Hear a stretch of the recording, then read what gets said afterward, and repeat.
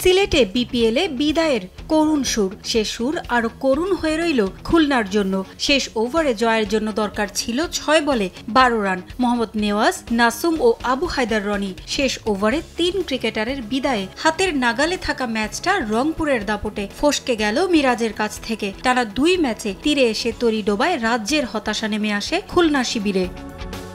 ৭ ম্যাচের ৭টিতেই জিতে গর্বিত অধিনায়ক নুরুল হাসান সোহানের চোখে মুখে আনন্দ। তীব্র শীতের মাঝেও সিলেটে রংপুর যেন উৎসবের মঞ্চ।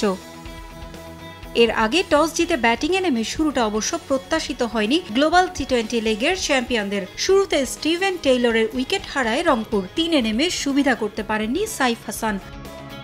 তবে ইফতেখার আহমেদকে নিয়ে ৪০ রানের জুটি গড়ে শুরুর বিপর্যয় সামাল দেন তৌফিক খান। ৩০ বলে ৩৬ রান করে আবু হায়দার রনির শিকার হয়ে তৌফিক ফিরলে ভাঙে এই জুটি।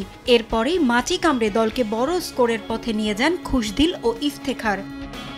দুজনের ১১৫ রানের চমৎকার জুটিতে চ্যালেঞ্জিং স্কোর পায় রংপুর। ইফতেখার ৪৩ রানে আউট হলেও ৭৩ রানে অপরাজিত থাকেন খুশদিল। তাতেই ৫ উইকেট হারিয়ে ১৮৬ রান করে রংপুর রাইডার্স।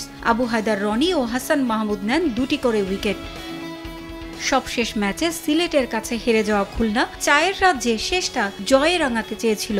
তবে ১৮৭ রানের কঠিন লক্ষ্য তাড়া করতে নেমে শুরুতেই দারউইস রাসুলকে হারায় মিরাজের দল। অধিনায়কের ব্যাটে আসে ২৪ বলে ৩৯ রান। বিপর্যয়ের মাঝেও মাথা ঠান্ডা রাখেন মোহাম্মদ নাঈম। ৪১ বলে ৫৮ রানের চমৎকার ইনিংসে দলকে নিয়ে যাচ্ছিলেন জয়ের পথে। শেখ মেহেদীর ঘূর্ণিতে আর বেশি দূর যেতে পারেননি। আফিফ এসেও টেকেননি বেশিক্ষণ। তার ২৯ ও অঙ্কন করেন ১৫ রান। বাকিরা পারেননি কঠিন সময়ে হাল ধরতে। ব্যাটসম্যানদের ব্যর্থতায় টানা ২ হারের হতাশা নিয়ে শেষ হয় খুলনার সিলেট পর্ব।